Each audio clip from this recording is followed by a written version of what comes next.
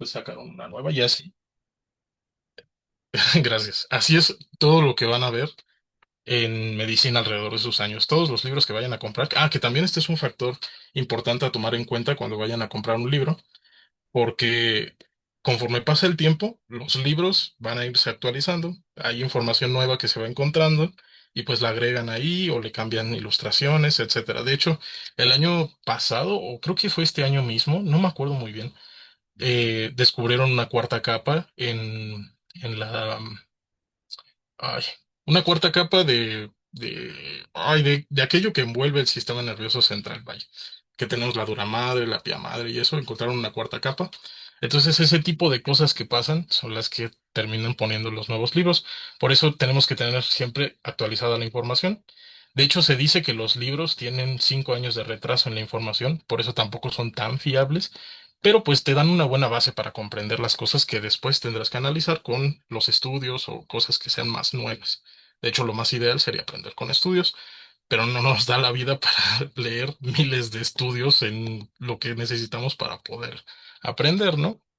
Entonces, bueno, tenemos estos tres libros que son de la bibliografía básica.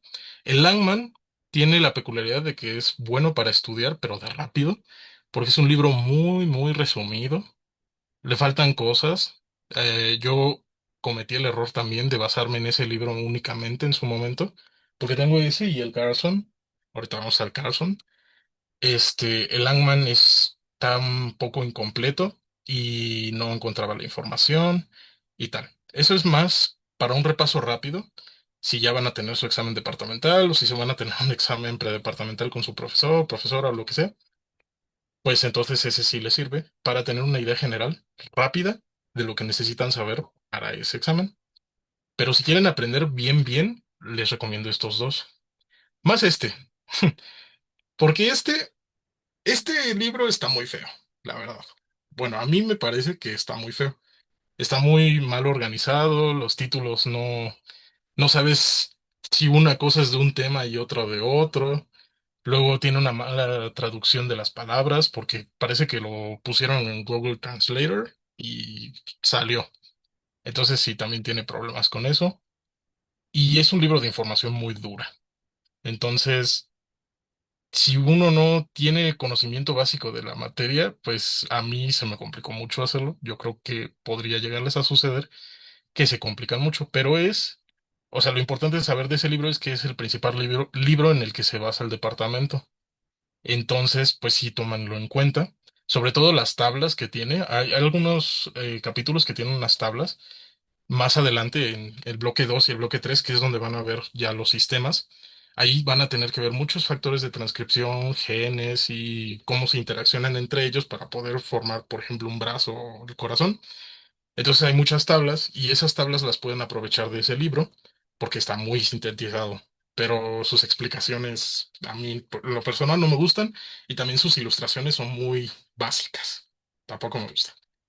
Pero bueno, como les digo, tomen en consideración que ese es el principal de donde saca el departamento sus preguntas y pues en general de donde imparte toda la información que les dan de Embry.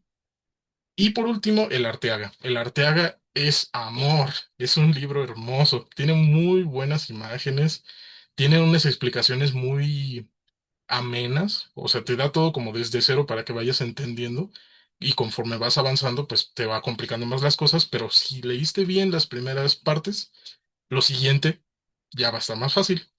Entonces, yo, si volviera en el tiempo y volviera a hacer la materia, me basaría completamente en este libro, a pesar de que se basa el departamento en este, porque con este yo pienso que aprendes bien embrio.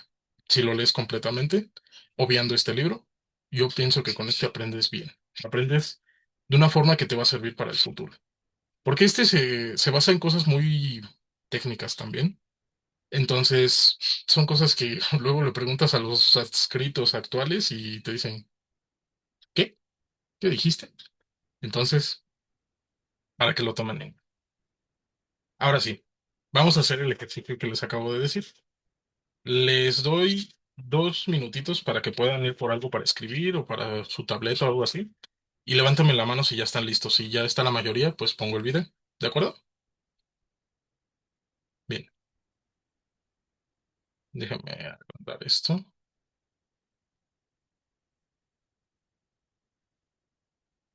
Todavía faltan algunos, así que vamos a esperar tantito.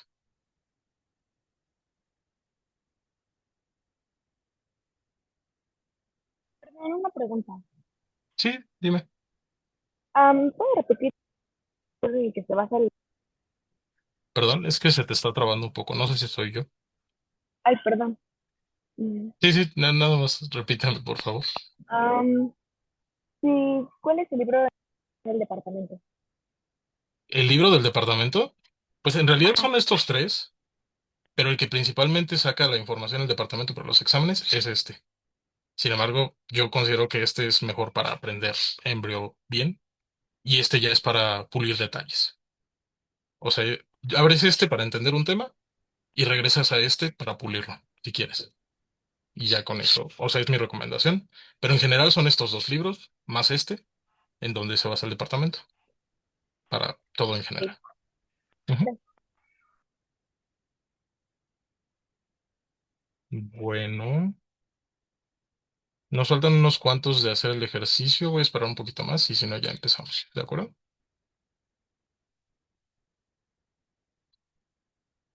Y si no lo escucharon, para los que no escucharon, tienen que ir por algo para escribir.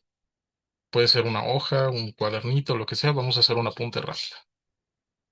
La idea es ver el video sin pausas y que podamos apuntar rápido, así primero. Lo más importante. Y ya.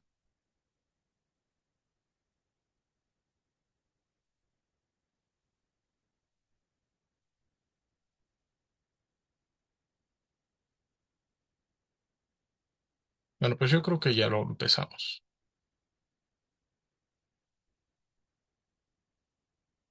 A ver.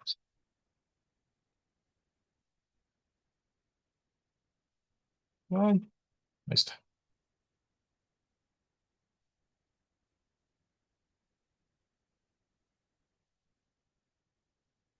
Sí, porque lo tuve que ver para que, para saber si era buen video para verlo. De hecho, Iván, no sé si estás por ahí. ¿Crees que puedas pausar esta parte para que no se suba a YouTube? Porque no sé si va a ser muy conciso y algo muy rápido para que pues pudieran hacer sus apuntes. Ya pueden bajar la manita todos, porque veo que todos lo tienen levantado. Ahora, me gustaría que con este ejercicio que acaban de hacer lo suban al grupo de WhatsApp. Y ahorita les digo por qué. Permítame también para poder subir al mío y mostrarles cómo hice el mío. Igual.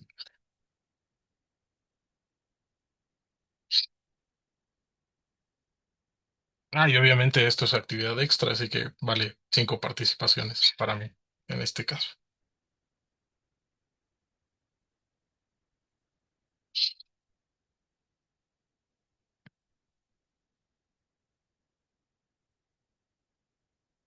De hecho, si pueden, precisamente con ese propósito, pónganle nombre. O sea, no al apunte, sino ahí en un mensajito pongan de quién es el apunte y ya para que los puedan notar.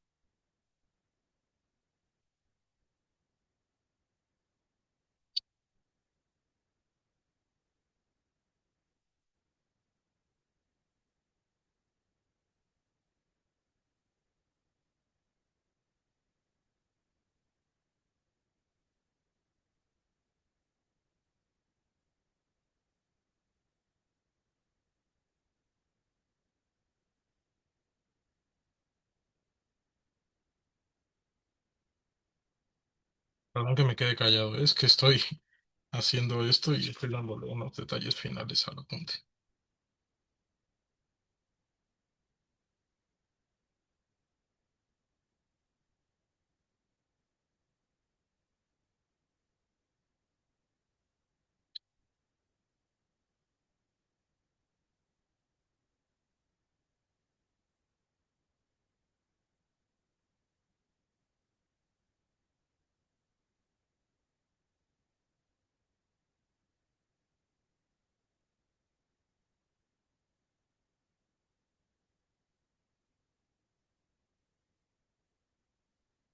Sí,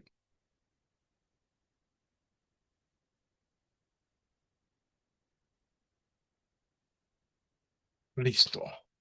Lo que en teoría ya lo mandé, ¿no?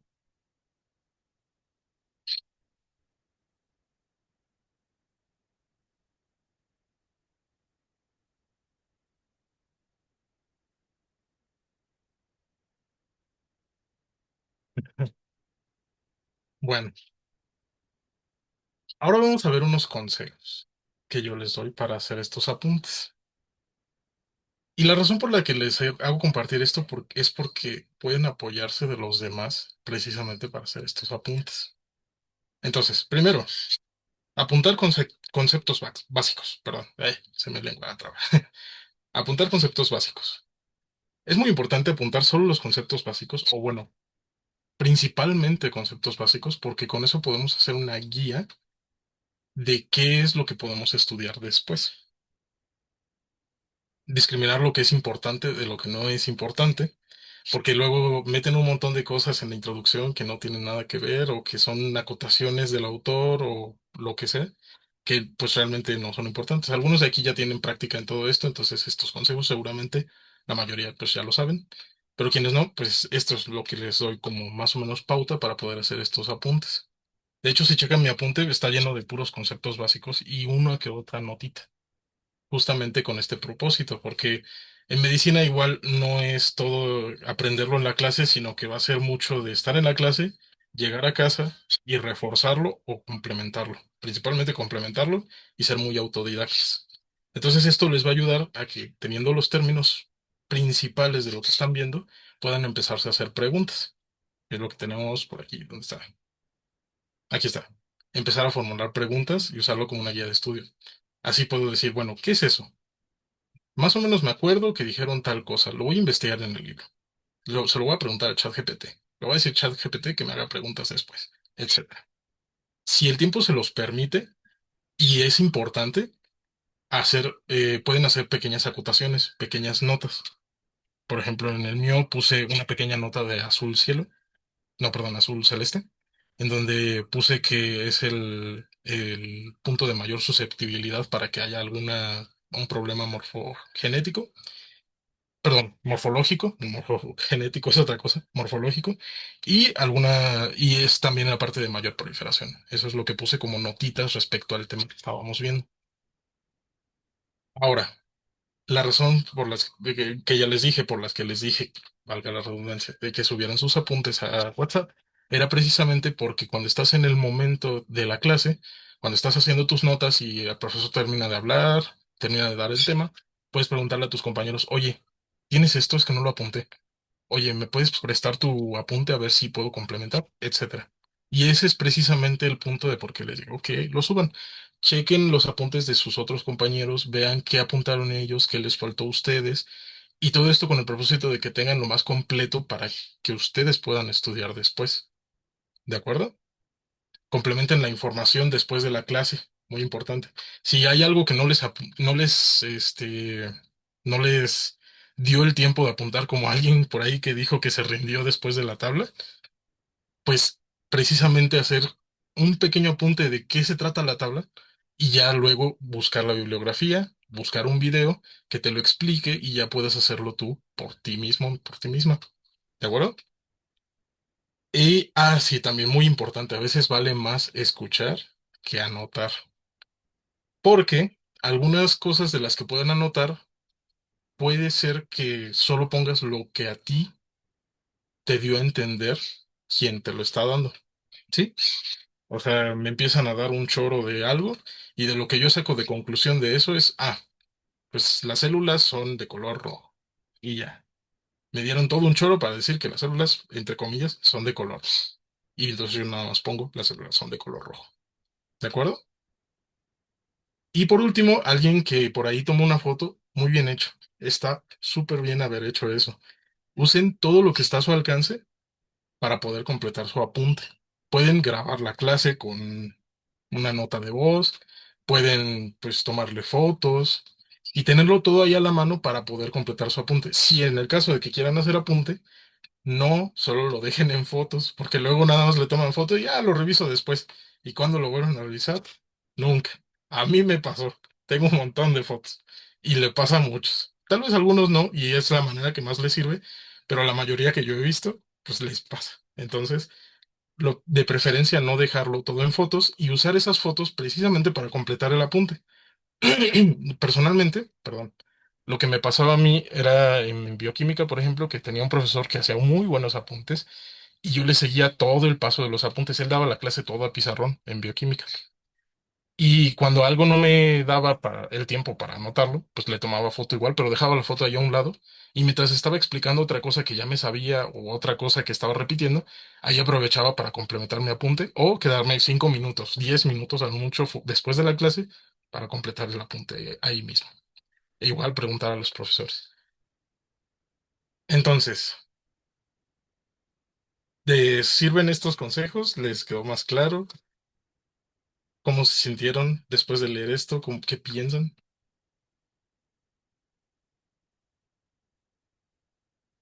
chiquillos? No, todo está bien. Bueno. Ay, perdón, esperen, porque me tengo que hablar.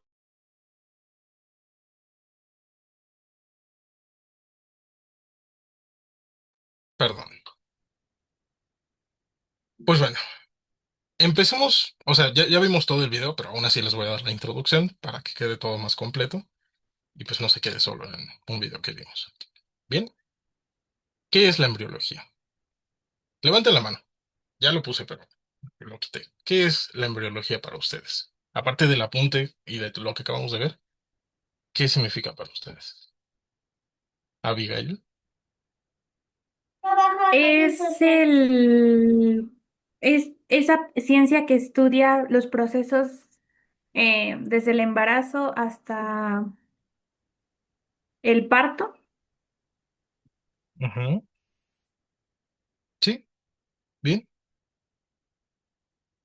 Emily, Ah, pues es el estudio básicamente pues de la formación y crecimiento de un nuevo ser humano. Ujú. muy bien también, pero no necesariamente de un ser humano. O sea, esta ciencia estudia en general el crecimiento embrionario de cualquier ser vivo, casi, casi. O sea, ser vivo animal, o sea, no planta, pues. Ajá, Kitsia. Es esta ciencia que abarca desde que se da la fecundación, toda la división celular, todos los cambios que debe tener este ser vivo, porque no se limita a ser Ay, no sé humano, si soy yo y o... todo lo que necesita para volverse funcional. ¿No se escucha? Ah, no, es que se me trabó a mí, pero creo que fui yo. Continúa, sí, sí te escuché completo. Igual, Ah, ok, nada más que perdón. se dividió. Ajá, continúa. Pues sí, justamente son estos cambios funcionales, estructurales, que le permiten a este ser vivo poder, una vez que salga de la mamá, o una vez que salga de la mamá, pueda vivir y pueda desarrollarse plenamente.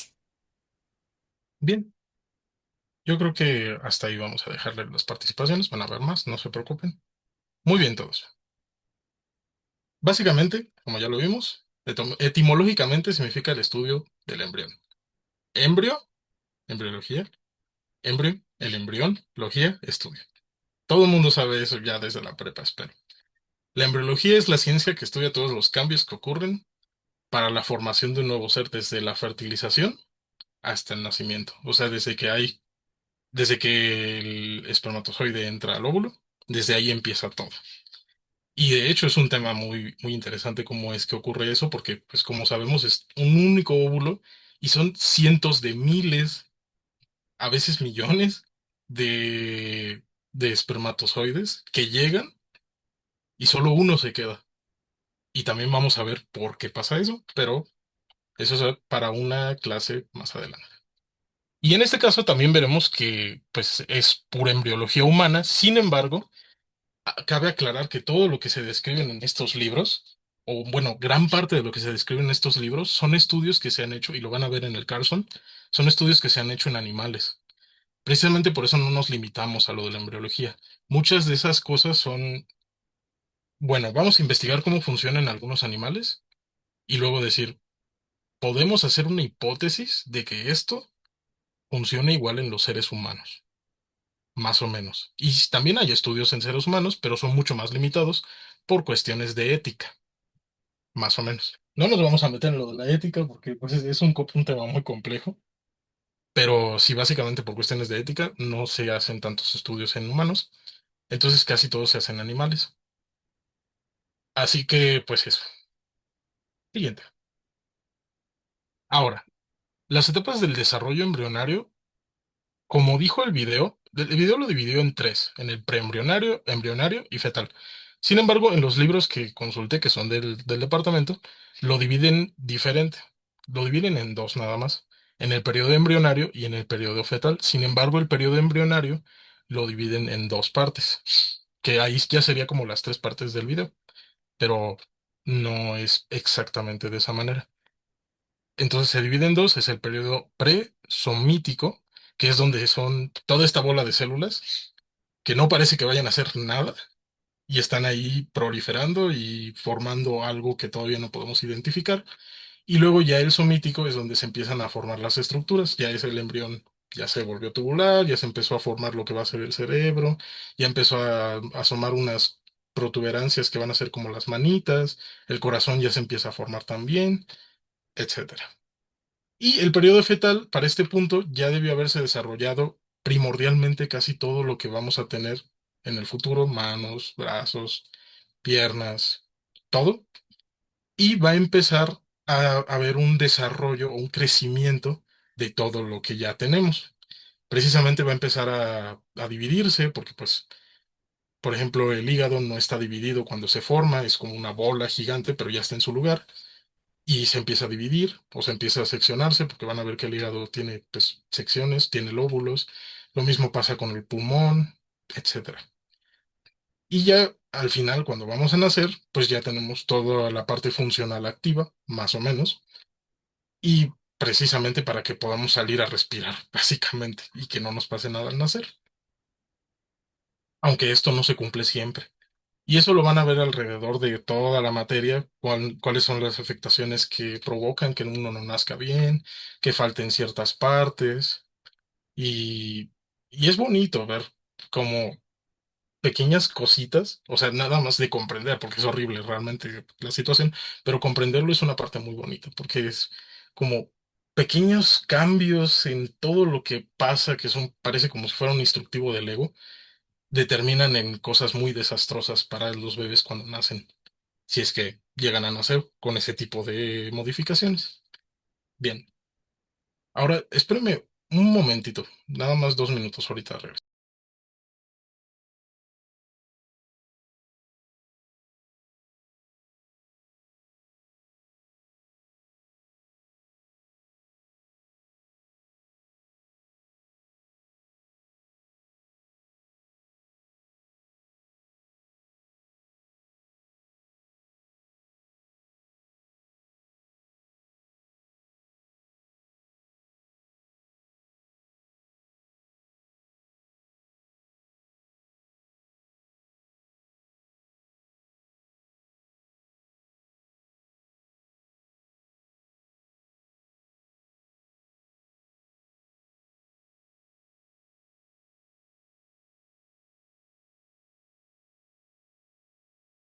Perdón. Listo. Ahora, esto, o sea, esta imagen la pueden consultar en el Langman, que de hecho creo que es el libro que sí les tenemos subido ahí en el, en el archivo, que viene básicamente todos los estadios que tú sabes. Aquí está. ¿Sí ven mi cámara? Bien. O sea, no van a ver las letras, pero pues sí pueden ver que está en la primera página, ¿no? Sí. Bien. Todos estos estadios que estamos viendo aquí son los que vamos a ver alrededor de este bloque específicamente. De hecho, el último tema de este bloque considero que no es correcto verlo ahorita, porque el último tema de este bloque es este documentario y no lo quiero ver porque ese se ve mejor cuando lo ves con neuro y neuro es el siguiente bloque. La formación de la piel está muy relacionada con la formación del sistema nervioso. Precisamente por eso es el único tema que nos vamos a saltar, pero en general todo lo demás que vamos a ver está resumido en este cuadrito. La fecundación el primer día, la fase bicelular, cuando pues ya se reconocieron y se separan, la mórula, blastocisto temprano, Formación del disco bilaminar, que ya vimos hace rato, trofoblasto con laguna. Empieza a ser la formación, bueno, estas lagunillas, empieza a ser la formación de la placenta, la implantación, la lateralidad establecida, que es cuando se dice, o sea, más bien se determina qué lado es la cabeza, qué lado va a ser pues, las patas, etcétera. Gastrulación, la formación del embrión trilaminar, cómo esto se va a empezar a plegar y ya, hasta ahí vamos a ver. ¿De acuerdo? Sí. Bien. Y por último, la terminología de orientación, que ya la vimos hace rato. Aquí va a ser diferente. Ah, y precisamente aunado a esto que les acabo de decir, de que todos los experimentos que tenemos, o toda la información que tenemos respecto a la embriología, bueno, la mayor parte de la información viene de experimentos en animales, pues entonces por eso se hizo esta terminología de ventral, porque pues decimos que los animales tienen un vientre, sí, un vientre y un dorso. Tiene otro término, pero ahorita no me acuerdo, pero que aúna más a esos términos. Pero básicamente por eso le dieron ese término. Y dorsal, usualmente, es que este es muy loco y no lo puse en la presentación, pero dorsal usualmente lo podemos llegar a encontrar en los libros como la parte inferior y esta como la parte superior. Y cuando es craneal, solo se va a referir a craneal y cuando es caudal, solo se va a referir a caudal. Entonces sí es un poco confuso porque esa es la diferenciación que vamos a ver entre cómo nos determinamos, perdón, cómo nos referimos a un feto o a un embrión, a cómo nos referimos a una persona adulta o un bebé ya nacido, un neonato. Si van a ir a clínicas, a mí me aconsejaron que si van a ir o si les toca en pediatría, siempre refiéranse a un bebé como neonato o se van a enojar los doctores. Y yo les creo, así que les doy ese consejo también. Bien, tenemos la parte caudal, la craneal, la ventral, la dorsal y obviamente los laterales. Y esta parte que creo que también ya la vieron en anato, que cuando es no necesariamente brazos y piernas, sino una protuberancia que tiene un origen y un final, siempre vamos a referirnos al origen, a la parte más hacia el centro, más medial, nos vamos a referir como proximal y la parte más alejada del medio o de la parte medial se va a llamar distal o la más alejada del origen y laterales. ¿Está bien? ¿Tienen alguna duda? No, todo está claro. Ninguno. Perfecto. Y aquí está la comparación que les había dicho. Superior, inferior, craneal, cefálico, izquierdo, derecho, ventral, dorsal, plano transversal y todo. Básicamente lo de los planos es exactamente igual. Lo único que cambia es la orientación dependiendo de cómo se mueven. Y esto, de hecho, por eso se llama lo de orientación ay, ¿cómo lo mencionaban? Como de movimiento. Terminología de posición. Ajá. La terminología de posición se dice eso porque vamos a ver que las células tienen un origen y van a migrar. Entonces, cuando nos referimos a la migración de las células, vamos a decir va de tal lado hacia caudal o hacia craneal. O se va craneal izquierdo, craneal derecho, craneal ventral izquierdo, etcétera. Sobre todo eso lo vamos a ver tal vez lo vamos a ver en gametogénesis, porque precisamente las gónadas tienen como un origen más o menos aquí donde está el estómago y se van bajando. Y entonces ahí es donde empieza la diferenciación, conforme van bajando, es una migración celular. Y ahí es donde vamos a describir más esta terminología. ¿De acuerdo? Sí, está bien. Sí. Bien. Ahora, por último, esto no lo encontré en los libros. No sé si no leí suficiente de los libros para poderlo encontrar, pero también es importante porque recuerdo haberlo visto mucho. Estos mecanismos morfogenéticos nos indican la serie de pasos que van a pasar para que se pueda hacer un embrión o un ser vivo. Esto de la inducción, que lo vamos a ver un poquito más adelante desglosado, es cuando unas células periféricas, generalmente que son endoteliales, empiezan a influir en las mesenquimatosas, en las que están hacia adentro, por así decirlo, las células que contiene ese epitelio. Y eso va a provocar que haya una diferenciación de las células a las que están influenciando. Aquí está, diferenciación. Estas van a empezar a decir, bueno, pues tú me estás diciendo, epitelio, que yo debo ser músculo. Ah, bueno, me voy a hacer músculo. Tú acá me estás diciendo que debería empezar a hacer, no sé, hueso. Bueno, entonces yo voy a hacer hueso. Y así. Luego, ya una vez que hubo una inducción y se empezaron a diferenciar, lo único que queda es que haya un crecimiento. En esta diferenciación ya se determinó, tú vas a hacer tal hueso con estas características y te quiero aquí. Y en el crecimiento empieza a proliferar. Ahora, como había dicho con lo de las gónadas, ya empieza a haber un crecimiento, pero a la vez una migración de células. Porque empieza aquí en el centro, ya está determinado que van a ser gónadas, pueden ser testículos u ovarios, y van a empezar a bajar hacia donde tengan que ponerse. Y por último, la muerte celular programada. Estas van a ser células que ya no nos sirven, que eran como intermediarias entre lo que necesitamos, entre lo que era y lo que necesitamos que fuera. Y entonces ya cuando se cumplió su función, pues se van a morir. Por ejemplo, y este es el más característico, yo pienso, es la formación de los brazos y las piernas. Cuando se van formando, y de hecho aquí lo pueden ver más o menos, hay como solo una protuberancia que va creciendo, y ya cuando está completamente desarrollada, está toda la mano está lisa, está como si fuera nada más un muñón. ¿Qué va a pasar? Que con la influencia de los genes y factores de transcripción, que vamos a ver también ahorita, de forma general, va a empezar a decirle, oye, tú necesitas que los dedos estén separados. No puedes quedarte así. Tú no eres un anfibio.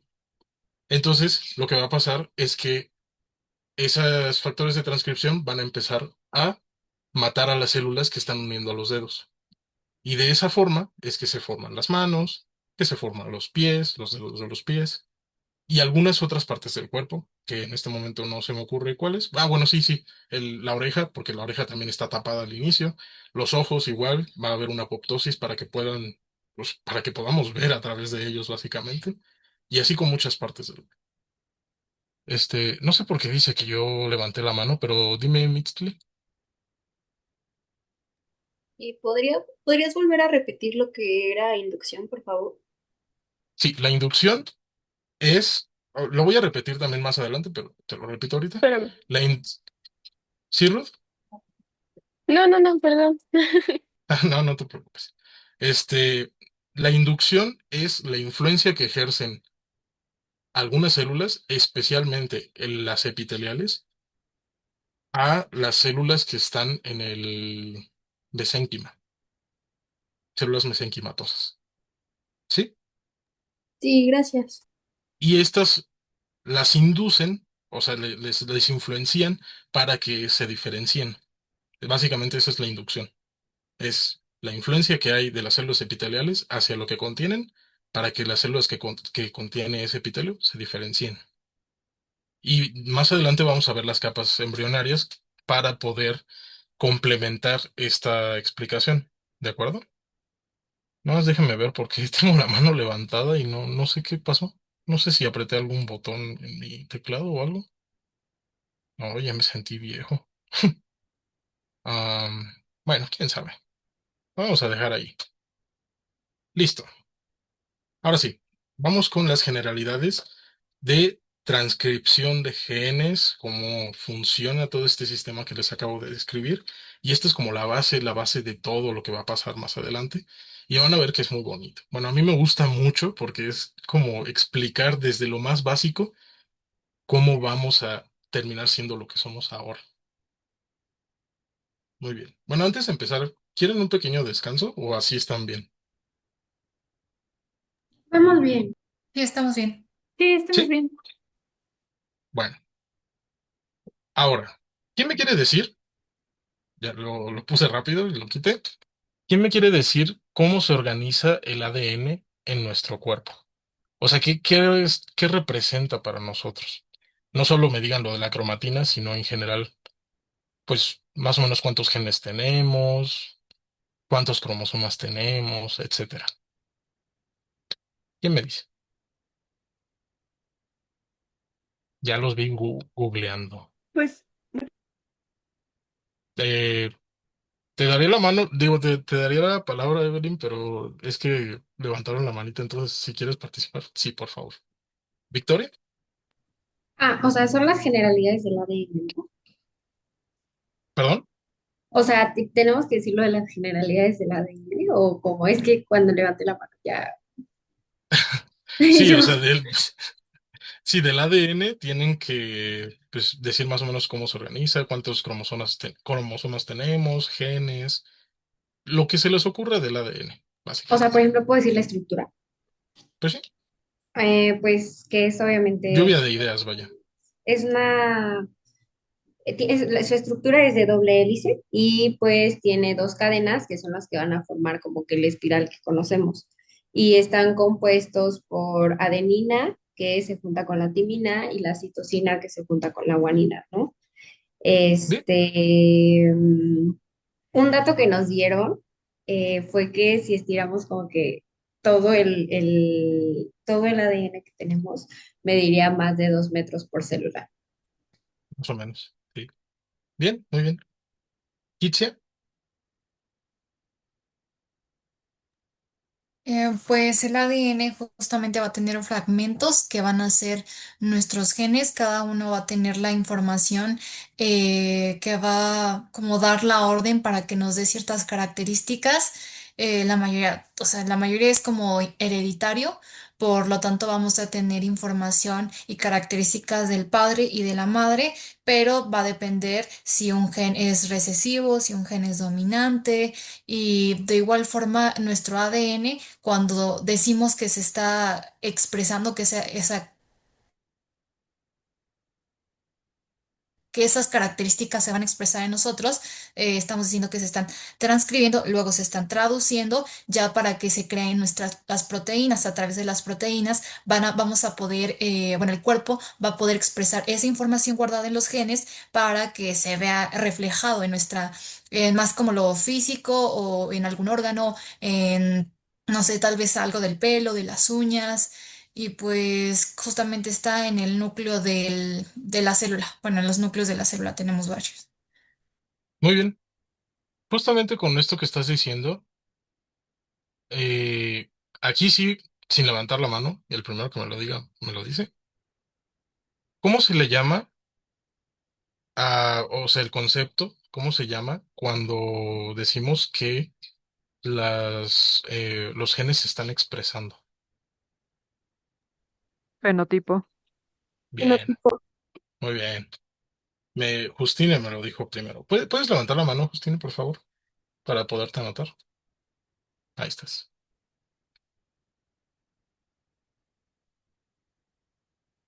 Mm, Arenas. Muy bien. Perfecto. Se llama fenotipo, justamente. Ese tipo de cosas no las vamos a ver puntualmente aquí, porque me estoy concentrando más en la transcripción de genes, que es lo que más vamos a ver en toda embriología. Pero incluso esto que están viendo ahorita ya lo vieron más o menos en la prepa y también lo van a volver a ver en el último bloque de bioquímica. Personalmente es el bloque que a mí menos me gusta, pero bueno, igual está muy bonito de ver. Ya lo revisé de nuevo más adelante y ya vi que pues sí es interesante, pero en su momento a mí no me tocaron buenos profesores y bueno, un profesor me tocó, algunos lo alababan, a mí no me gustaba su forma de dar la clase y pues le perdí interés. Pero bueno, el punto es que lo van a ver más adelante, no se preocupen por eso. Y lo van a ver con mucho detalle, lo van a ver molecular. Van a decir, no, pues estas moléculas van a unirse a estas otras y nos van a dar la guanina. Y así sucesivamente. Bien, ahora, por último, Abigail, respecto a la pregunta del ADN, o si tienes alguna duda. No, con respecto a esa pregunta, eh, según yo tenemos 46 cromosomas y se dividen en dos pares, en 23 de la madre y 23 del padre. De Ujú. esos 23, 22 son autosomas, según yo, y uno de esos, o sea que no es un cromosoma sexual, y solo uno de esos cromosomas, de esos 23 cromosomas son sexuales. Sí, muy bien, totalmente. De hecho, eso lo vamos a ver la clase que viene, cuando veamos lo de cromosomas, y ahí les voy a explicar más a detalle cómo funciona. Pues precisamente eso, y junto con la meiosis y la mitosis, vamos a ver cómo es que todos nosotros somos diferentes cómo es la diferenciación celular, sobre todo la diferenciación genética, porque pues, si no, todos seríamos exactamente iguales y, si me lo permiten decir, nos habríamos extinguido hace mucho tiempo. Bien, de hecho eso es lo que permite la evolución. Está muy interesante, pero lo vamos a ver más adelante. Bueno, mañana, de hecho. Bien, generalidades de genética, las que yo encontré y las anoté aquí, son el desarrollo embrionario, está dirigido por el genoma, toda la información que se necesita para que nosotros seamos nosotros está codificada en el ADN y en secuencias denominadas genes. Nosotros tenemos alrededor de 23.000 genes. Ya el genoma humano, el proyecto Genoma Humano, ya nos puso exactamente cuántos tenemos. Ahorita no me acuerdo muy bien y tampoco investigué honestamente eso. Alguna vez lo vi y ahorita ya se me olvidó. Pero bueno, tenemos alrededor de 23.000 genes. Y esto fue una sorpresa en el momento de que se investigó porque pues no tenemos solo 23.000 proteínas. Tenemos muchísimas más, pero muchas, muchas más. De hecho, incluso antes de hacer la investigación se teorizaba que teníamos al menos 100.000 genes, porque pues todo lo que nos constituye es mucho más que solo 23.000 genes. Y ahorita vamos a ver cómo es que eso se realiza. Tenemos 23 pares de cromosomas, 22 autosómicos y 2 sexuales. También lo vamos a ver mañana. Y tienen diferentes formas de regulación, que es lo que vamos a ver justo ahorita, de la cual en esa regulación podemos crear más proteínas o podemos definir qué proteínas se pueden sintetizar ahí y qué proteínas no. Y esto es importante para la diferenciación celular, para que pues, una célula diga, bueno, yo soy célula muscular y yo soy célula de la mucosa, por así decirlo. Bueno, es que la mucosa también tiene músculos. Bueno, epitelial, vamos a poner, para variarla. Em, Aquí voy a dar 5 minutos tantito porque necesito retirarme un momentito. Les doy 5 minutos de descanso y ahorita regresamos. ¿De acuerdo? Ok. ¿Está Sí. bien? Ok, Está gracias. bien. Bien. Y ya ahorita que regresemos terminamos con este tema, que está bonito. Bien.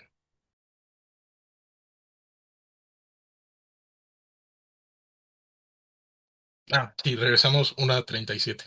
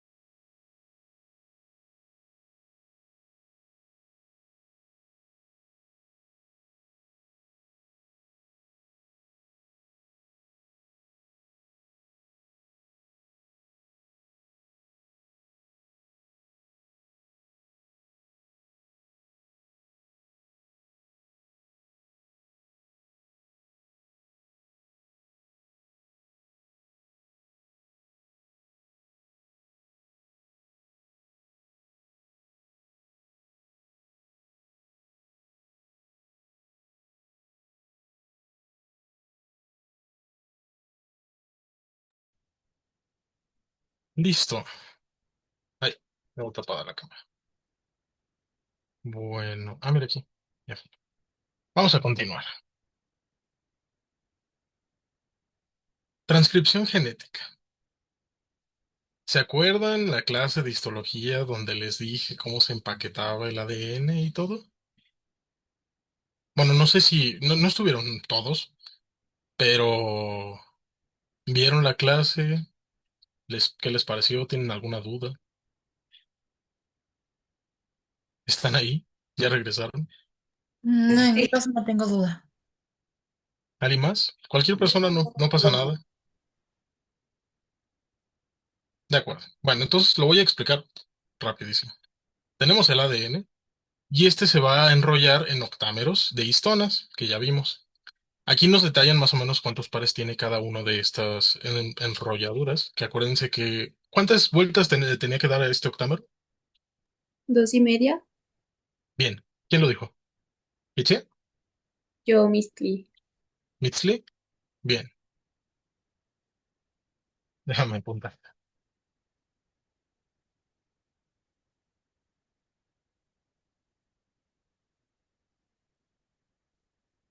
Bien.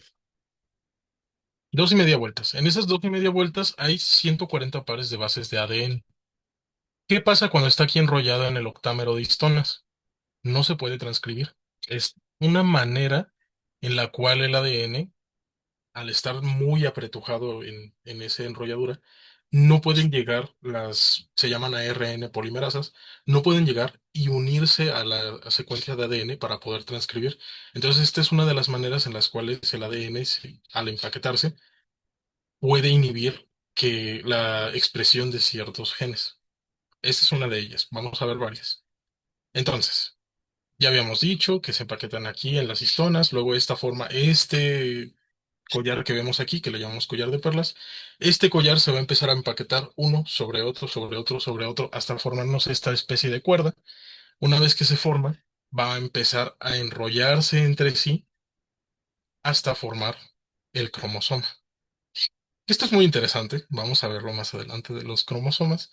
Este no es como la forma final del cromosoma, pero pónganlo ahí con un pequeño alfiler. Pero bueno, esta cuerdita que les acabo de decir va a empezar como a empaquetarse todavía más, más, hasta formar el... ¿De acuerdo? Cuando se encuentra en este estado de compactación, se inhibe la transcripción de genes y se le denomina heterocromatina.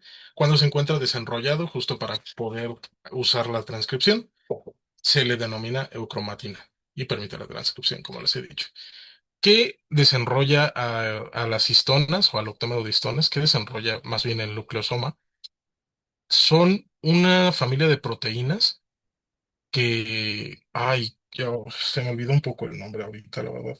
Pero bueno, es una serie de proteínas que simplemente llegan y detectan el gen que quieren liberar y entonces lo desenrollan. Y entonces ya empiezan a venir otros factores de transcripción junto con la ARN polimerasa y empieza a hacer la transcripción de la ADN. ¿De acuerdo? ¿Tienen alguna duda? ¿O entré en algo No, que no no hayan tenemos entendido? ninguna. Bueno, Bien. Entonces aquí ya vimos lo del nucleosoma. Sí, el enlace de ADN junto con el H1 que habíamos visto que ese es el que polimeriza. Y ya. Siguiente. Vamos a ver esto como una receta. ¿Cómo ocurre la transcripción? Esto podría estar un poquito en desorden, pero no tanto. Y no se preocupen que lo voy a explicar muy bien con una imagen. Pero primero vamos a ver por encima cómo es. Para transcribir un gen debe contener lo siguiente: una región promotora que se una, que le permita más bien unirse la polimerasa del ARN para poder dar inicio a la transcripción. Un sitio de inicio específico de la traducción para identificar al primer aminoácido. Esta creo que me equivoqué. Sitio de inicio debe de ser de la transcripción, porque la traducción, pregunta esta de esto, ¿dónde se hace la traducción? en el ribosoma. Ribosomas. Muy bien, en los ribosomas. Y esta te la doy 15. Muy bien, ribosomas. Ahí es donde se hace la traducción. De hecho, permítame cambiarlo ahorita porque si no después se me va a olvidar, perdón.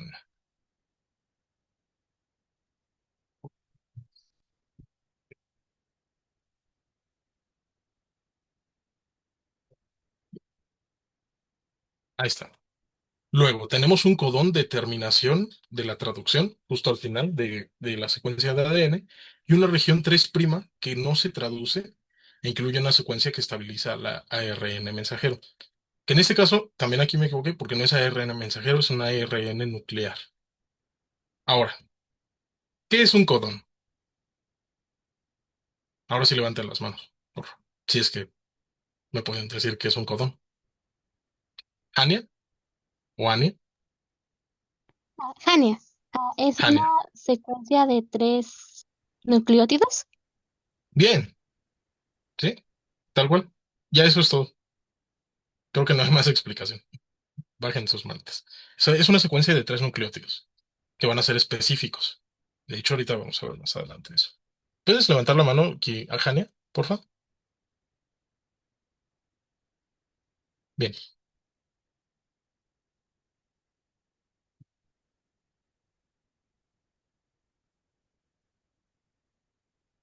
bien, listo. Ahora, ¿alguna vez se han preguntado en la prepa? Supongo que ya lo vieron en la prepa, espero. Los que acaban de terminar quinto también seguramente lo llegaron a ver. ¿Alguna vez se han preguntado por qué se llama o por qué se dice que la transcripción se hace de 5' a 3'? ¿Alguien sabe eso? ¿Qué significa?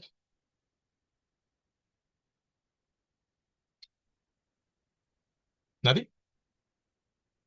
Ay, es que, bueno, yo no estoy 100% segura, pero según yo es porque se refieren a los, ¿cómo se llaman? Los carbonos de azúcar que están en el ADN, o bueno, en la estructura, ¿no? Sí, muy bien. Sí, muy, muy, muy, muy bien. De hecho, para los que ya vieron ahorita, si fueron a área 2, química orgánica, más o menos ese tipo de cosas se empiezan a ver en esa parte. Muy bien, Victoria. Este, mm, yo creo que ahí vamos a dejar la participación porque creo que lo explicó muy bien Victoria. Y ahorita lo voy a retomar porque pues hay que ver el resto y se los voy a explicar en la imagen. Bueno, el ADN se transcribe de 5' a 3' y como dijo Victoria, 5' y 3' se refiere al número de carbono donde se va a polimerizar el ADN. ¿De acuerdo? Entonces decimos que el primero va a dejar una región libre donde no se va a unir de 5' y una región libre del otro lado donde es una 3'. Hagan de cuenta que este es el azúcar donde se va a unir. Tenemos en esta parte el azúcar 3', 5', perdón, y del otro lado en la parte de aquí abajo tenemos a la 3'. Más o menos esa es la idea. Luego, esto se va a iniciar en una secuencia tata. ¿Qué significa la secuencia tata? Levanten la mano, si es que lo saben. Grisel, Sí, es como una serie de timinas y adeninas, lo que indica que ahí va a empezar como la transcripción. sí, justo. Es una secuencia que tal cual como le dice su nombre, está tata. Tiamina, este, Adenina. adenina, tiamina, eso, gracias, adenina. ¿Sí? ¿Qué va a pasar? Esa secuencia nos va a decir, oye, polimerasa ARN, vente para acá, te necesito, tú me vas a hacer la transcripción. Y entonces la polimerasa va a estar buscando, a ver, ¿dónde lo inicia? ¿Dónde lo inicia? Ah, mira, ahí estás, tata. ¡Pum! Me uno ahí. Y entonces empieza la transcripción. Requiere de un factor de transcripción también precisamente para poder hacer ese llamado completo. Porque como vamos a ver más adelante, los factores de transcripción nos ayudan a determinar más o menos qué es lo que necesita la célula para producir. Acuérdense em, esa analogía que les hice de las fábricas, que todas las células son fábricas y unas se necesitan a otras para poder funcionar. Es exactamente eso. Los factores de transcripción son esos mensajeros o esos mensajes que van por computadora, siguiendo la analogía, que va a determinarles a las fábricas qué se necesita para otras fábricas. ¿De acuerdo? ¿Sí entendió? Sí, Bien. ¿Lo podría Utiliza volver a poten- explicar? Perdón. Sí, claro, que Por favor. los factores de transcripción son esos mensajeros, por así decirlo, o esos mensajes que se envían siguiendo la analogía que les di de las fábricas, de que todas las células son fábricas y todas se necesitan unas a otras. Los factores de transcripción son ese mensaje que recibe una fábrica para saber qué es lo que necesita producir y a dónde enviarlo. ¿De acuerdo? Bueno, se determina después por el producto donde se envía, pero hasta ahí está el punto, ¿de acuerdo? Sí, gracias. Bien. Ahora, va a llegar un punto donde va a necesitar potenciadores para hacer más eficiente la transcripción. Esto tampoco lo supe, o sea, lo investigué mucho. No estoy muy seguro de cómo funciona el mecanismo de los potenciadores.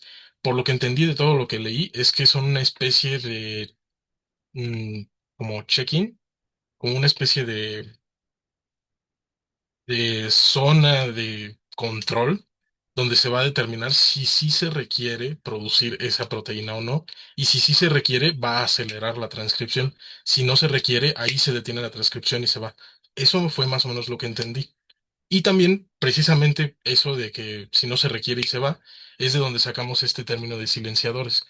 Pueden ser potenciadores para acelerar y eficientizar, se dice así la palabra, la transcripción, pero si tiene un silenciador, que ahorita vamos a ver cómo se hace el silenciador, pues entonces se detiene ahí la transcripción y ya no se realiza. Y también esta es otra forma de regular qué genes se pueden hacer y qué genes no. ¿De acuerdo? Bueno, qué genes se transcriben y qué genes no.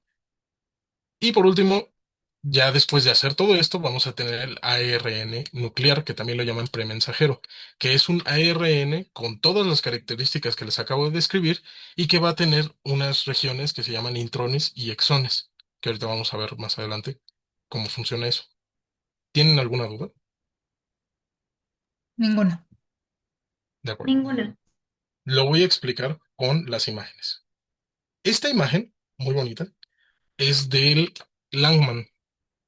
Una cosa para acotar de todo lo que les dije de Langman. A pesar de que es un libro que está bastante limitado en su información, tiene imágenes muy buenas, junto con el Arteaga. Nada más que esto no lo encontré en el Arteaga, aunque lo busqué. Tiene imágenes muy buenas que les pueden ayudar a complementar sus explicaciones. Entonces, si tienen la oportunidad, también en algún momento, ojéenlo para poder ver esas ilustraciones y poder saber más, básicamente. Entonces, este es una imagen del Langman. Este no, este lo saqué de internet precisamente para que vean molecularmente cómo es el ADN y pues que tengan una idea más o menos de qué es lo que vamos a estar haciendo. Aquí tenemos el ARN nuclear. Tenemos la región promotora que les había dicho y la caja tata. Aquí es donde va a llegar la polimerasa del ARN. No, primero va a llegar el factor de transcripción que tiene una, em, como una secuencia específica que va a decir, aquí es donde me tengo que unir junto a la caja Tata para saber qué es lo que tenemos que transcribir.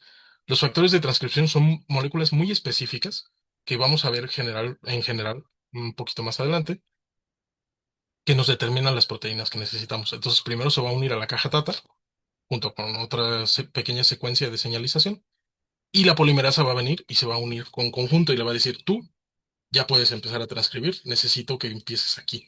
Básicamente llama a la polimerasa, ¿de acuerdo? Entonces nada más se va a unir aquí, pero no va a transcribir la región promotora. Nada más es para que se una aquí y sepa desde dónde tiene que empezar. La polimerasa va a empezar a avanzar poco a poco hasta que llegue aquí, al codón de inicio de la traducción. Ahí es donde ya le dice, ¿sabes qué? Esto sí necesito que me lo copies. Cópialo. Y entonces empieza a copiar lo que va a ser después en la traducción nuestra proteína, con los exones y con los intrones incluidos. Van ahí, pam, pam, pam, pam, y luego llegan a la secuencia potenciadora, que es la que les dije hace rato, que podía funcionar también como una especie de regulación, donde le dicen, ¿sabes qué?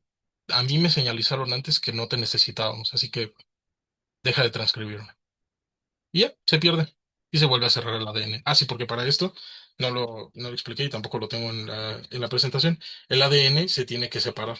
Llega una proteína, que en este momento no me acuerdo cuál es, corta el ADN a la mitad, la separa, y entonces ahora sí empieza este marcaje junto con la polimerasa del ARN y empieza a transcribir. Todo esto lo van a ver mucho más detallado en Bioc. De verdad, tengan paciencia, ahí lo van a ver muy, muy, muy, muy bien y les va a quedar mucho más claro. Pero esto es una generalidad que me gustaría que entendieran para que supieran más o menos cómo va a funcionar todo alrededor del año en histo y en hembrio, sobre todo. ¿De acuerdo? Sí. Sí. Bien, Está bien. entonces empieza aquí la polimerasa, va avanzando, ya dijo, todo chido, perfecto, puedes avanzar. Continúa, continúa, continúa hasta que... ¿qué pasó? ¿Ya terminamos? Sí. Hasta aquí. Hasta aquí llega la proteína. No te preocupes. Nada más, por favor, deja un pequeño espacio para que no se me unan más moléculas, que es esta parte de aquí, la región 3' no traducida. En esta parte, ya la polimerasa del ARN se detuvo, justo aquí en la terminación de la traducción. ya no va a continuar, ya no va a copiar más el ADN, ya está prácticamente completa. Nada más aquí va a tener la instrucción de que una otros nucleótidos que no tienen, perdón, otros, no, sí, nucleótidos, otros nucleótidos que no tienen nada que ver con lo que está en el ADN para que ya no se unan más y ya no se transcriban más, y esto estabiliza toda la molécula. O sea, necesita un inicio y un final sí o sí a fuerza. Y el final es como la señalización de esa molécula. No va a permitir que se la coman o que pase otras cosas. Y también esa parte va a permitir que pueda salir del núcleo. ¿De acuerdo? Y por último tenemos el sitio de edición de la cola polia, que es la que hace esto que les acabo de decir. Y termina. Y ya, aquí tenemos todo nuestro ARN nuclear. O sí, nuclear. ¿Tienen alguna duda de esto? No, ninguna, todo claro. Ninguno. ¿Seguros? Y miren, aquí podemos ver cómo va transcribiéndose el ARN. La polimerasa va avanzando y se va transcribiendo. Ahora, voy a ver, yo creo que voy a salirme para hacer esto. Vamos a agrandar esto. Ahorita pongo todo normal. Quiero que vean cómo está formado el ADN. Tiene tres moléculas específicas. Tiene una que es el... Ay, ¿alguien sabe cómo se llama? Ahorita se me olvidó el nombre. ¿La base nitrogenada? La base nitrogenada. Muy bien, muchas gracias. Tenemos la base nitrogenada, tenemos el azúcar y tenemos un fosfato. El azúcar se va a unir al fosfato. Y aquí tenemos eso que les acabo de decir del 5' 3'. En este caso, no sabría decirles cuál es el carbono uno. Yo supongo,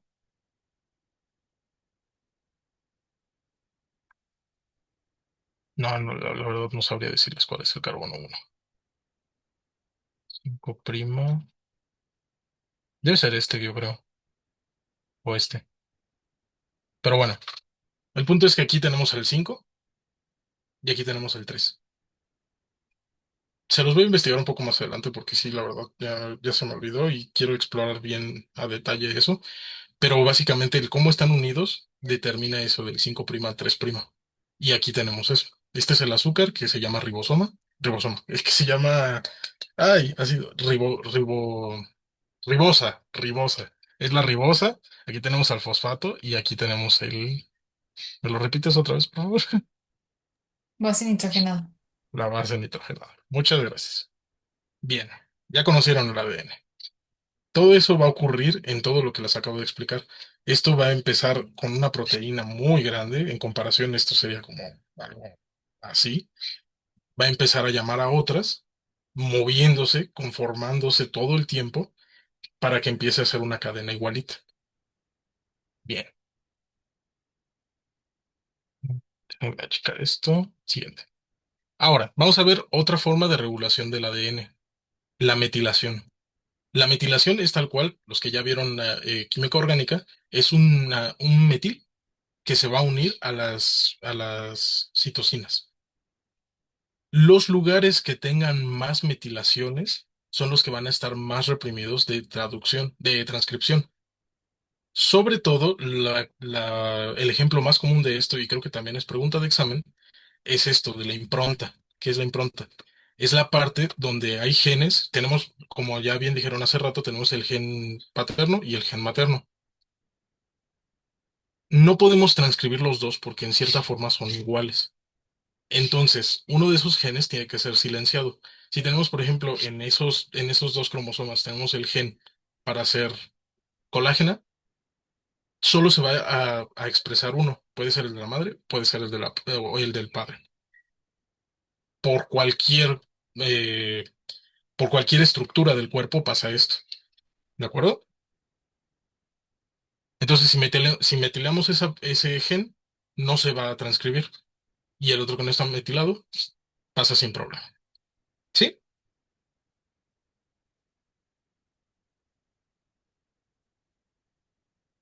Denme un pequeño momento.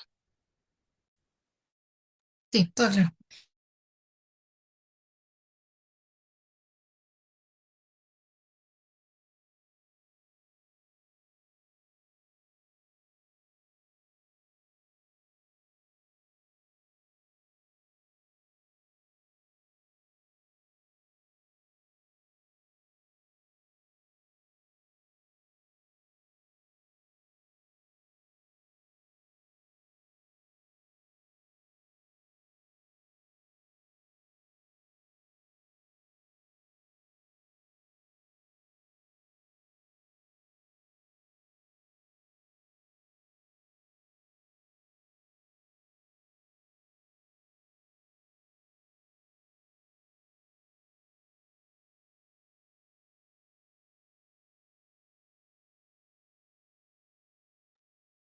Listo, perdón.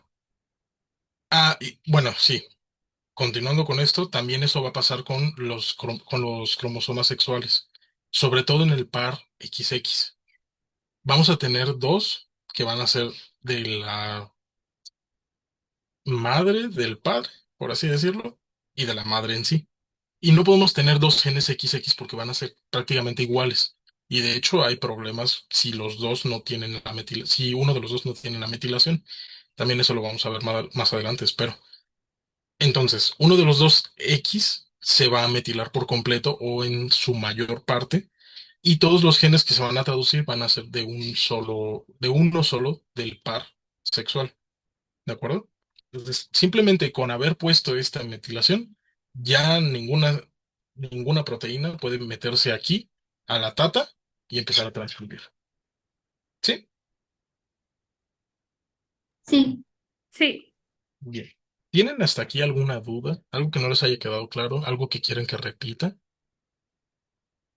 no, vamos bien. Bien, Por ahora No, no. la verdad está más bien. perfecto. Splicing. Esta es la parte que más me gusta de este tema.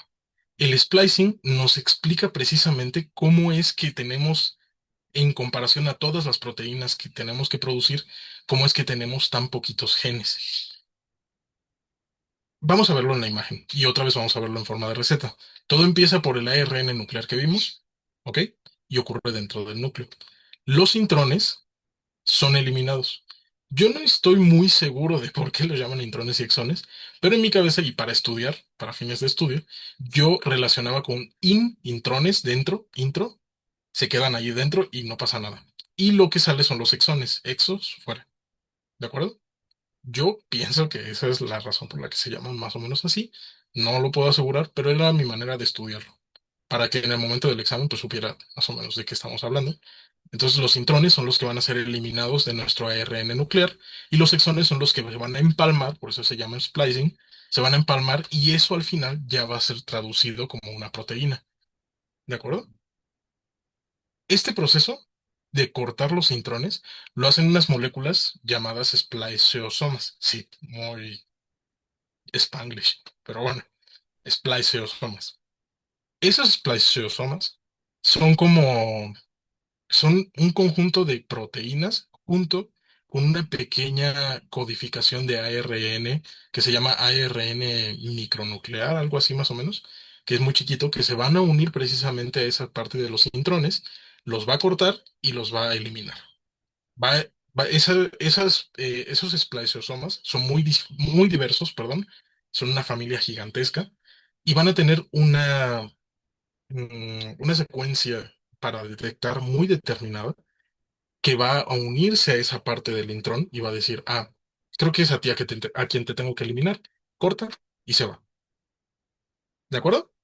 Las proteínas resultantes de la traducción del ARN mensajero, ya teniendo el ARN mensajero, ahora sí, el que se va a salir del núcleo, que provienen de un mismo gen, se le llama isoformas de empalme. Y después de la traducción de las proteínas, incluso pueden recibir más modificaciones para que se diferencien todavía más. Entonces, esta es la explicación de por qué tenemos tantas proteínas y tan pocos genes. Vamos a ver la imagen. Miren, aquí tenemos nuestro ARN nuclear, con la región 5' no traducida, que es donde estaba la caja tata, exones, intrones, que van a ser los rosaditos, y este es un ejemplo más o menos de que en un exón hay perdón, de que hay un exón específico para el hueso, ¿no? Y aquí tenemos la región 3' no traducida, que es la que nos va a determinar que ya se acabó la traducción en esa parte y nos va a permitir salir del núcleo. Y aquí podemos ver precisamente eso. Llegan los espleosomas y van a cortar a los intrones. ¿Qué pasa? Que en algunas partes va a detectar algunos exones como intrones y los va a eliminar. Y entonces, aquí ya no tenemos la misma secuencia que esta proteína de acá. Y esa es la parte donde se va a empezar a diferenciar toda la proteína. No, Van a empezar a cortar cosas que no son necesarias para la proteína que queremos y entonces vamos a tener proteínas distintas de un mismo gen. Y esto puede ser infinito porque pues, a veces son los genes de miles. o de cientos de nucleótidos. ¿De acuerdo? Y aquí tenemos un exón específico del hueso que nos va a dar una proteína que se va a ir hacia el hueso para formarlo. ¿Sí quedó claro esta parte? Porque creo que, aparte de ser pregunta de examen, es la más importante para comprender cómo nos formamos en general. ¿Sí? ¿Lo puedo volver a repetir, por favor? ¿Qué parte exactamente no entendiste para guiarme? De que le quita a veces unos exones y no, sí, unos exones y por eso como que cambia, ¿sí? Sí, mira, lo que va a pasar es que vamos a tener la secuencia tal cual como está, pero estos esplasiosomas que van a ser, acuérdate, un conjunto de proteínas con una especie de codificación de ARN nuclear pequeño, van a tener una codificación específica para meterse aquí al ARN mensajero, perdón, al ARN nuclear. Entonces va a llegar, supongamos que esta es la proteína, va a llegar, se va a unir aquí y va a decir, creo que a partir de aquí hasta acá es un intrón. Entonces ya lo detectamos, vamos a regresarnos y lo vamos a cortar y se elimina. ¿De acuerdo? Y eso va a pasar con todos los intrones, pero en algunos casos va a haber secuencias en los intrones que no va a detectar como intrones, sino como exones, como en el caso de esta proteína de aquí. ¿Ok? O al revés, exones que va a detectar como intrones. En esta proteína de aquí, eso fue lo que pasó. Detectó este exón como un intrón, entonces toda esta secuencia la detectó como un intrón y lo eliminó. De esa forma, aquí ya tenemos una proteína diferente a la que se iba a hacer aquí si hubiera detectado el exón. ¿Sí está claro? Sí, ok, y eso fue de lo que dijo que es por eso que habían diversas proteínas, ¿no?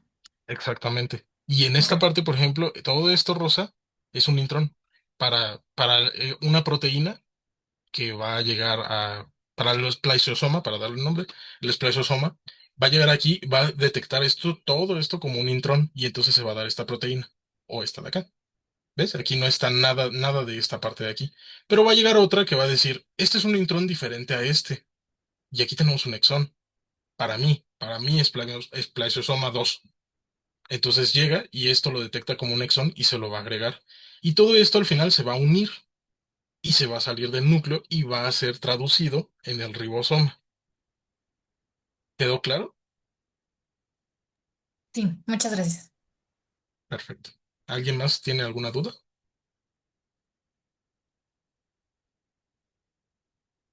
¿De casualidad? ¿No? ¿No? No. Perfecto. Ya estamos por acabar. Por último, vamos a ver las señalizaciones celulares. Esto es esencial precisamente para la inducción. Tenemos dos tipos de señalizaciones, la yuxtacrina y la parácrina en este caso. ¿Qué dijimos que era la inducción? Levante la mano. Victoria. Es lo de como que llevar la parte del cuerpo que está pues hacia afuera, hacia el centro o lo más cercana que se pueda hacia el centro del cuerpo o como la línea central del cuerpo. No, no especialmente. A ver, Kitse. O sea, sí tienes un poco la idea, pero no es exactamente así. Kitse, por favor. Era cuando como las células epiteliales le decían a las mesenquimáticas, creo, algo así. Mesenquimatosas. Sí. Sí, sí, sí, Sí, continúa. mesenquimáticas que tienen que como cambiar. Mesenquimatosas que tienen que cambiar para justamente, sí, para que haya un cambio y esto ya permite la diferenciación. Perfecto. Sí, muy bien. Justamente. Evelyn, por último. Pues sí, era justamente eso, que las células periféricas influyen en las internas para que, pues como que les den indicaciones de a dónde pertenece cada una de ellas y eso da paso a la diferenciación. Sí, perfecto. De hecho, vamos a ver más adelante que las células al principio, ¿se acuerdan de esos términos que habló más o menos Iván respecto a multipotencial, pluripotencial y esas cosas? Sí, ¿no? Más o menos. Sí. No voy No, a, ahorita no voy a ahondar tanto en qué significa cada uno, lo vamos a ver un poco más adelante, pero de manera general, Eso nos quiere decir que todas las células en un principio van a ser exactamente iguales y tienen la posibilidad de convertirse en cualquier cosa. Pero las que están rodeando a esas células, que van a terminar siendo células epiteliales, van a determinar, van a empezar a comunicarse con las células que están en ese interior, que son las mesenquimatosas, van a empezar a comunicarse para diferenciarse, para decir, bueno, tú vas a ser hígado, tú vas a ser cerebro, tú vas a ser tal, tal, tal, tal, tal. ¿De acuerdo? E incluso entre ellas mismas, entre los epiteliales, van a empezar a comunicarse precisamente para dar esa diferenciación. Por eso tenemos la piel, por eso tenemos pues el endotelio, el epitelio, etcétera, de cualquiera otra este, parte del cuerpo, porque tenemos epitelios muy diferentes, que también algunos epitelios van a terminar siendo glándulas. Eso también ya lo vieron en esto. ¿De acuerdo? Sí, Sí. Entonces, la inducción es eso, comunicación entre células que van a permitir que otras se diferencien, principalmente del endotelio hacia el mesénquima.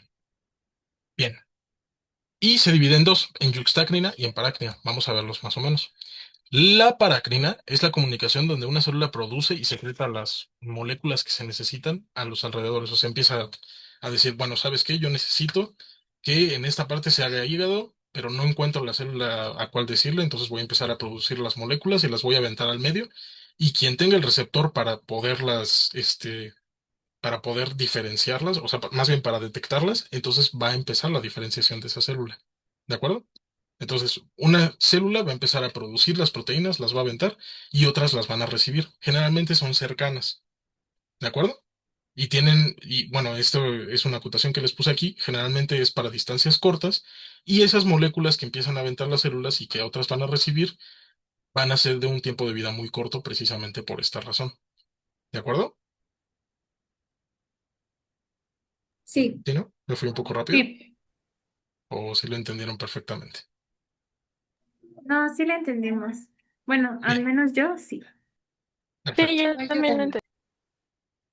Bien, bien. Ahora la yuxtacrina. La yuxtacrina es una comunicación que no es de proteínas, sino es entre células. Esta sí va a empezar a buscar otra célula que lo necesita o que tenga su receptor. Va a empezar a expresar en su membrana algo que le vamos a llamar ligando, que también el ligando puede ser cualquier molécula que esté flotando que se va a unir a un receptor. ¿De acuerdo? Esa aclaración sí quedó entendida porque no lo dije hace rato. Sí, sí quedó entendido. Sí, un ligando va a ser cualquier molécula que se va a unir a un receptor. Y no necesariamente tiene que estar flotando, como en el caso de la yuxtacrina. Puede ser que un ligando esté expresado en la membrana de otra célula y otra tenga el receptor y ésta se una. ¿De acuerdo? Y este es el caso de la yuxtacrina. Este tipo de comunicación va a expresar un ligando y va a buscar a otra que tenga el receptor, se va a unir, entonces le va a decir, bueno, yo te estoy diciendo célula que por favor me hagas neuronas. Y entonces va a empezar a hacerlo. ¿De acuerdo? Eso es una generalidad porque en realidad no estoy muy seguro si para lo de las neuronas es esa comunicación. No quiero que se queden con eso, pero quiero que se queden con el ejemplo de que yuxtacrino es contacto célula-célula. Bien, Sí. Sí. perfecto. Y ahora, por último, vamos a ver los factores de transcripción relacionados a estos. Yo creo, porque siento que lo hice un poco escueto, la verdad. Yo creo que para la clase que viene les voy a hacer una tabla un poco más detallada porque estos factores de transcripción los vamos a ver todo el año. Bueno, no, tal vez ya no conmigo, pero cuando entren a la facultad, todo el año van a estar viendo los factores de transcripción y van a tener que aprendérselos. Eso es lo realmente jodido de embriología, que van a tener que aprenderse de memoria qué hace cada uno de esos factores de transcripción y qué va a provocar y de dónde viene, etcétera. Pero esta es una forma de enseñárselos para que conozcan que existen y cómo van a venir más o menos. El primero, bueno, aquí les describí más o menos cuáles son los parácrinos que tenemos aquí. No sé si me enviaron algún mensaje. Ah, Mixly. Bueno, supongo que ya no vas a estar aquí, pero sí, espero que hayas disfrutado la clase si ves esto más adelante. Bien, ahora, de parácrina tenemos a los factores de crecimiento fibroblásticos, que bueno, la manera en la que lo van a encontrar es FGF, que son siglas en inglés que significa este, Fibroblastic Growth Factor, algo así. Eso significa en inglés y lo van a encontrar como FGF. Van a encontrar FGF10, FGF8, que en general yo me acuerdo que esos son más para el crecimiento en general de cosas. Por ejemplo, teniendo en cuenta los pulmones ya ven que se ramifican en las tráqueas y los bronquios, etcétera, ¿no? Ahora, esas ramificaciones van a verse, primero, van a inhibir unas ciertas zonas para que pueda doblarse y no crezca todo hacia adelante. Pero esa molécula que hace que crezca hacia adelante es esta, el factor de crecimiento fibroblástico. ¿De acuerdo? Hay específicos, pero no me voy a meter en eso. Y luego tenemos, por ejemplo, aquí el WNT, que el WNT se relaciona mucho con la segmentación de estructuras. Entonces vamos a decir que este es como el bronquio, y aquí en medio se va a empezar a expresar WNT de la parte endotelial, va a empezar a decirle, oye, ¿sabes qué? Tu mesénquima, sepárate, no te crees más. Y entonces va a empezar a hacer esto. ¿De acuerdo? Y en la puntita va a expresarse el FGF. Entonces, así es como se va a hacer la segmentación o la ramificación de estructuras. ¿Sí quedó claro esa parte? Lo van a ver más adelante y está muy bonito. Pero sí. ¿Sí?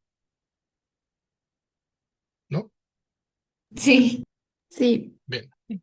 Y lo mismo pasa con las manos y con un montón de estructuras más. Ahora, Sonic Hedgehog, se los voy a dar un poco más adelante, pero lo interesante de este factor de transcripción es que tiene o bueno, cuando lo observaron por primera vez, es que tenía como una especie de espinitas que lo hacían ver como un erizo, y precisamente por eso le pusieron ese nombre, Sonic, por el personaje Sonic de Hedgehog, y Hedgehog significa en inglés, pues, erizo, entonces por eso Sonic Hedgehog así lo pusieron, y lo van a encontrar en todos los libros, tal cual. Así el factor de transcripción. Hace varias cosas, hace muchas cosas. Se los voy a detallar un poco mejor mañana, pero quédense primero con la imagen de lo que es esa imagen, entre comillas, o sea, con la idea de qué es ese factor de transcripción. Y por último tenemos el TGF beta, que el TGF beta significa factor de crecimiento tumoral o tumoral growth factor beta. También hay alfa, no lo vamos a ver aquí. De hecho, este se va a ver mucho más en inmunología. Pero aquí también tiene una importante función en el desarrollo embriológico, en la ramificación. Hay que ver después cómo es, porque no me acuerdo cómo funcionaba en la ramificación, y en la matriz extracelular. Y por último, la yuxtacrina. La yuxtacrina tiene los genes Notch, que los genes Notch, perdón, así, bueno, lo estoy poniendo aquí, pero son los únicos, al menos que leí hasta ahora, que están en una célula y tienen que buscar a otra para poder diferenciarse. Y como todos estos factores que les estoy diciendo, este también tiene una superfamilia. Bueno, o sea, no solo hay uno, hay muchos Notch. No tantos, de hecho, pero sí hay varios. Y de los otros también hay muchos. ¿De acuerdo? Entonces, este se va a unir a ligandos de otras células que se van a llamar DSL, Delta Serrate Lag2. No sé qué es Lag2, después se los investigo si quieren, pero bueno, así se va a llamar el receptor que van a estar buscando. Y no, perdón, el ligando que va a estar buscando.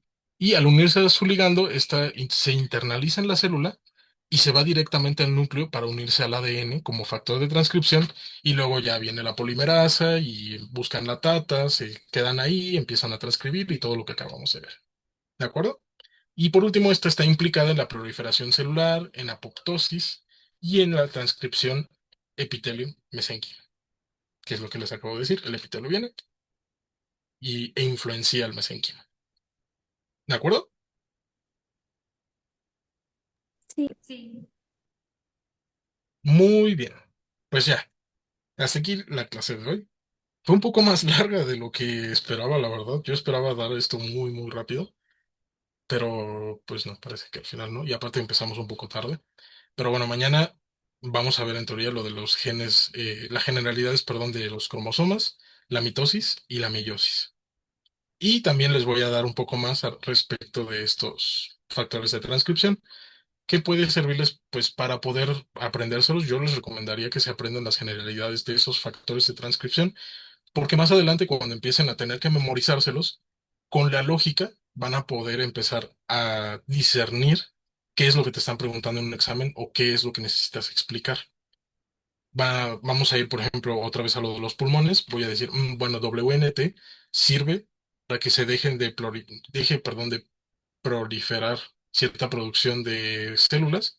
Entonces, también leí por ahí que era para la ramificación. Entonces, seguramente si en el examen pone cuál es el factor que ayuda a la ramificación de los bronquios en los pulmones, y te ponen WNT2, FGF beta, TGF beta, FGF10, pues dices, no sé qué es, no me acuerdo cuál es cada uno, pero me acuerdo que WNT sirve para ramificación, entonces pongo ese. Para eso sirven las generalidades y por eso yo les recomendaría que pues, sí les echen un vistazo y se lo aprendan para que no les complique mucho la vida después. ¿De acuerdo? Hasta aquí. ¿Tienen alguna duda? ¿Algo que quieran que les explique de nuevo? ¿Que necesiten o en general una duda extra que no sea del tema, lo que sea? No, todo está En súper. mi caso todo está claro. Perfecto. Pues aquí terminamos la clase, chicos. Ya se pueden ir. Si tienen alguna duda que no puedan decir ahorita, pueden mandarme un mensaje sin problema. Para mañana yo creo que sí les voy a hacer un pequeño examencito de esto, pero ya saben cómo hago mi examen al principio de clase. Van a ser solo 5, a lo mucho 8 preguntas. Y pues ya, solo para que quede reforzado el tema. ¿De acuerdo? Pues ya, Sí, está bien. Muchas Bien, gracias. Hasta Muchas ya luego. pueden gracias. irse. Tengan un Gracias. muchas buen día, gracias. chicos. Gracias. Hasta Gracias. luego. Igualmente. Gracias. Hasta luego. Muchas Hasta gracias. Hasta luego. luego. Una duda rápida. Sí, Es que, o sea, en mis clases de biología de sexto, la maestra nos dijo que, o sea, cuando estaba muy metilado, como que se hacía muy, o sea, se comprimía mucho, ¿no? Y por lo tanto la transcripción ya no sucedía. O sea, ¿sí es correcto o sí. no me acuerdo bien o algo así? No, es perfectamente correcto, sí. Ah, Lo ok. que sucede con la metilación es que va a evitar que las moléculas que están buscando todo el tiempo, bueno, las proteínas que van a estar buscando todo el tiempo transcribir ciertas secciones del ADN, no se unan. Va a ser como un bloque, un bloqueo, va a ser como un aislante. No va a permitir que se una uno a otro y entonces eso evita la transcripción. Pero también pasa que las metilaciones polimerizan. Porque acuérdense, si ya vieron química orgánica, que es muy fácil hacer cadenas de carbonos. ¿Estamos de acuerdo? Entonces, si hay muchas metilaciones, los carbonos tienen muchos lugares a donde unirse. Entonces se van a unir entre ellos y también va a favorecer esa compactación que va a evitar que se transcriba. Y ese ya es permanente, es un enlace covalente, que yo sepa. No se puede quitar fácilmente. ¿Sí? Ah, ok. Sí, gracias. Muy bien. Buen día. Gracias. Hasta luego. Diana, Monse.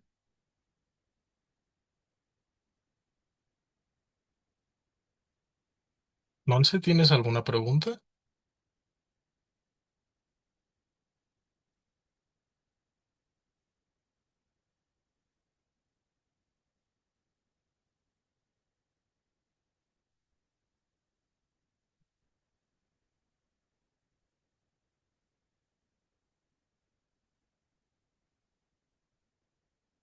Hola, hola.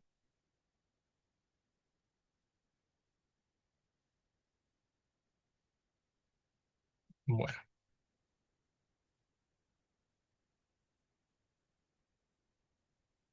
sí, le iba antes de que termine la clase. No te escucho nada. Es que estás hablando. Probablemente esté hablando. Muy bien. ¿Te estoy hablando? Ah, bueno. Hasta luego.